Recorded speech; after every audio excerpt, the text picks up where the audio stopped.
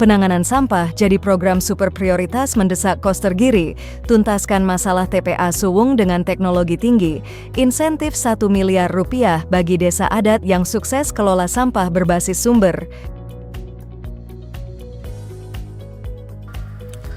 Program super prioritas mendesak. Jadi rakor ini harus menghasilkan satu kesepakatan dan langkah untuk mengatasi sejumlah masalah mendesak di Bali.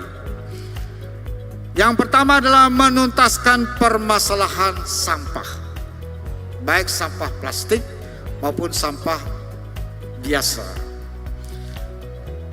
Yang pertama adalah mempercepat pelaksanaan pembatasan timbulan sampah plastik sekali pakai, tas kresek, pipet, styrofoam, produk dan minuman kemasan plastik. Dasar untuk menjalankannya adalah Peraturan Gubernur Bali Nomor 97 Tahun 2018 tentang pembatasan timbulan sampah plastik sekali pakai dengan slogan Desaku Lestari Tanpa Sampah Plastik. Dan langkah sudah dimulai dengan surat edaran Bapak Sekda Provinsi mulai menggunakan tumbler, tidak menggunakan minuman kemasan plastik di pemerintah provinsi maupun juga kabupaten kota sebali. Tepuk tangan untuk upaya yang positif ini. Ini kita akan perluas sampai ke tingkat desa dan desa adat maupun juga sekolah-sekolah di seluruh Bali, agar Bali ini betul-betul bisa bebas dari sampah plastik. Oleh karena itu harus dilakukan berbagai upaya percepatan sosialisasi dengan masif. Tidak akan memanggil semua industri yang memproduksi minuman kemasan plastik agar tidak lagi mengeluarkan produk kemasan plastik dan melarang penggunaannya di semua wilayah. Dan juga akan mendorong para perbekal dan desa adat mengeluarkan peraturan desa dan Paradem mengenai pembatasan timbulan sampah plastik sekali pakai. Kemudian yang kedua, mempercepat pelaksanaan pengelolaan sampah berbasis sumber di desa dan desa adat. Berdasarkan Peraturan Gubernur Bali Nomor 47 Tahun 2019 tentang pengelolaan sampah berbasis sumber dengan slogan Desaku Bersih Tanpa Mengotori Desa Lain. Ini slogan yang dibuat oleh Perbekal Desa Punggul. Saya meniru langkah-langkah yang dilakukan oleh Pak Perbekal Desa Punggul mengatasi sampah berbasis sumber di desanya. Sangat bagus pengelolaannya, sampah dikelola di tingkat rumah tangga. Belakangan juga ada desa yang menerapkan tebe modern. Kita akan menerapkan pola-pola ini sesuai masing-masing desa. Dan kita akan kumpulkan semua perbekal desa adat untuk menjalankan pengelolaan sampah berbasis sumber. Kalau semua desa di Bali bersih, maka 70% Bali ini bersih.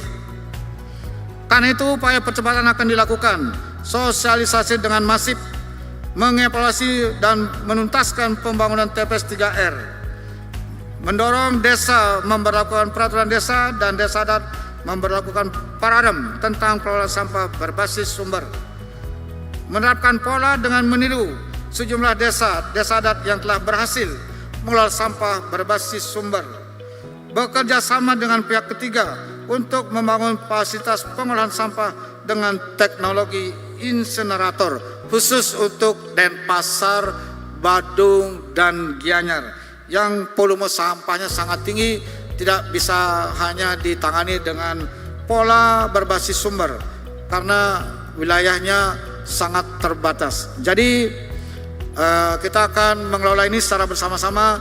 Dalam waktu dekat kita akan mengundang Bupati, Wali Kota, terutama di Denpasar, Badung, Gianyar untuk menuntaskan masalah yang ada di TPA Suwung.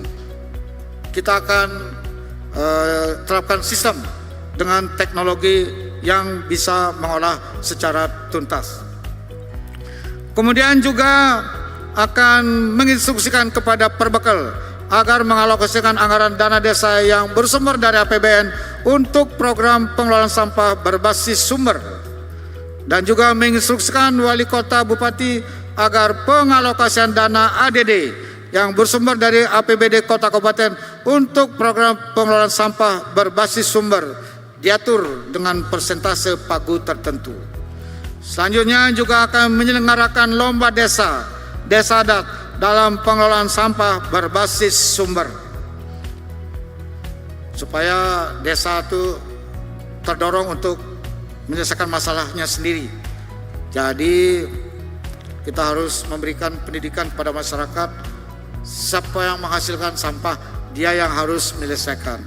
Jangan kita bikin sampah orang lain yang suruh ngurus, kan nggak benar juga itu. Jadi kita harus bekerja dengan sistem yang baik. Kalau Jepang bisa, mengapa kita nggak bisa? Kita harus bisa.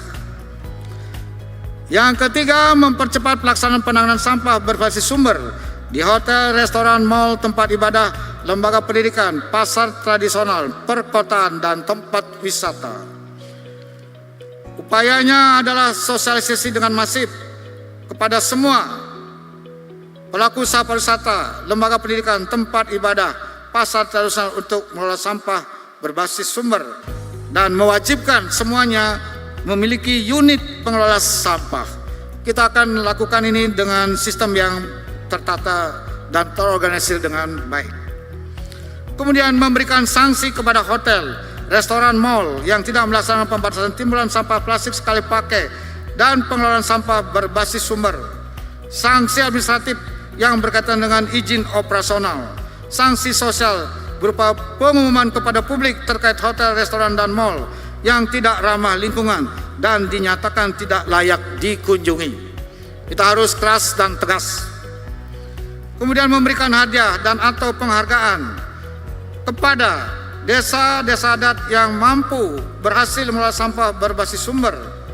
Diberikan hadiah 500 juta sampai 1 miliar pada tahun 2026 awal, supaya 2025 ini mulai menerapkan pengelolaan sampah berbasis sumber. Kemudian memberikan penghargaan kepada hotel, restoran, dan mal, tempat ibadah, lembaga pendidikan, pasar tradisional, perkotaan, dan perkantoran, dan tempat wisata yang mampu mengelola sampah berbasis sumber. Ya.